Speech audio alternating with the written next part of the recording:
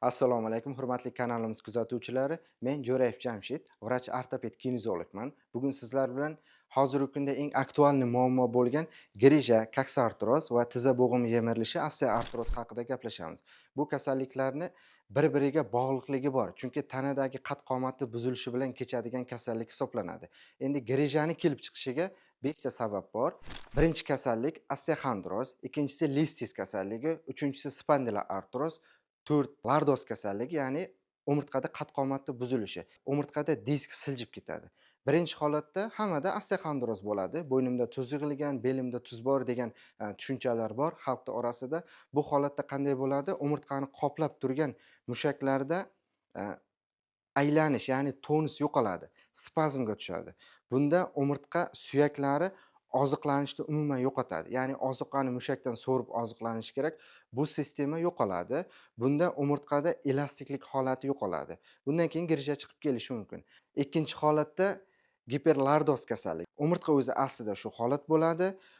Bel umurtqasida ko'proq ayollarda kuzatiladi. Bel umurtqa ichki organdagi muammo, ichki organdagi kasallikdan keyingi, ya'ni matkadagi kasalliklar, bu holatlarda ichkaridagi mushaklar, poyaснично-подвздошный mushaklar spazmga tushadi va umurtqani ichki tarafga tortib boshlaydi. Ichki tarafga tortgan sayin umurtqada turg'unlik holati yo'qolib, o'sha joydan grija chiqib kelishi mumkin. Bu umumiy holatda bel bilan bo'yin bitta sistemada ishlaydi. Belda grija bor sizda, bo'yinda ham aniq grija bo'ladi. Uchinchi kasallik spondiloartroz kasalligi.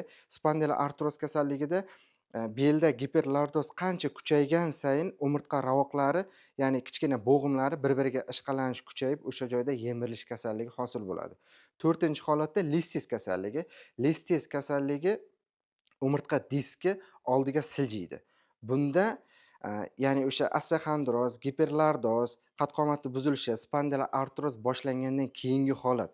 Nagruzka kelyapti, umurtqa nagruzkani oyoqqa o'tkazib yuborish kerak, o'tkazib yuborolmaydi. Sababi belda ushlanib qoladi. Yuk belda ushlanib qolishi evaziga bitta diskka yuk tushib ketib, bitta disk oldiga siljib boshlaydi. Bu listis kasalligi hisoblanadi. Bu holatlarda siz tuzatmasa grijadan qutula olmaysiz. Chunki qancha o'sha grijani operatsiya qilib oldirib tashlaganingiz bilan umurtqadan tushayotgan yuk noto'g'ri taqsimlanib ketadi. Bitta diskni orasiga tushadi, keyin grija yana повтор qaytalanishi mumkin. Ikkinchi kasalligimiz koksartroz, aseptik nekroz kasalligi. Bu son chanoq bo'g'imining yemirilish kasalligi. Bunda qanaqa bo'ladi? Organizm bitta tarozi pallasida ishlaydi.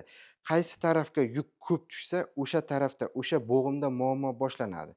Ya'ni ikki tarafga, ikkita pallaga, son chanoq bo'g'imiga 50% dan yuk tushishi kerak bo'ladi.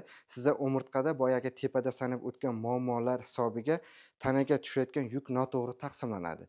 Natijada bir tarafga ko'proq 70% yuk tushishi evaziga bu tarafga 30% yuk tushadi. O'sha tarafda yemirish boshlanib ketadi. Bu yerda ma'lumot uchun aytib o'taman, koksartroz va aseptik nekroz kasalligi bor. Koksartroz kasalligida umumiy qad-qomatni buzilishi natijasida yuk noto'g'ri taqsimlanishi natijasida koksartroz kelib chiqadi.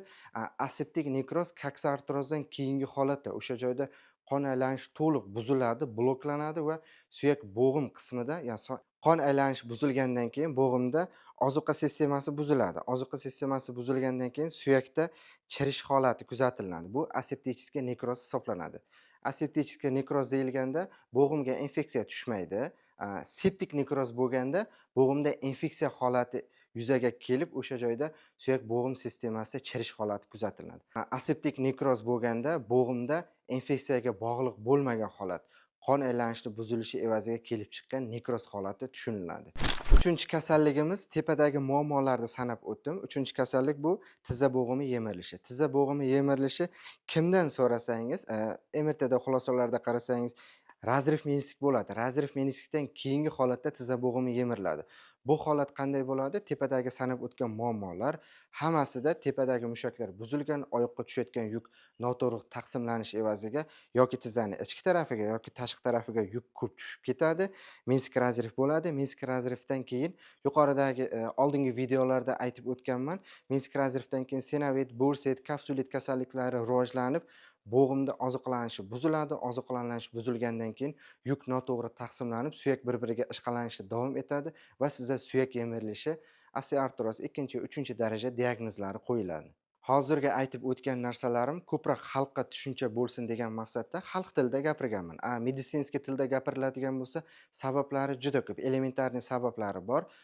Endi yana ham sizga tushuncha bo'lishi uchun tizzani davolash uchun yoki sonchonoq bo'g'imini davolash uchun, grijani davolash uchun tepada sanab o'tgan muammolarni hammasini birgalikda davolab, birgalikda yechim qilganingizdagina umumiy kasallikdan qutulasiz.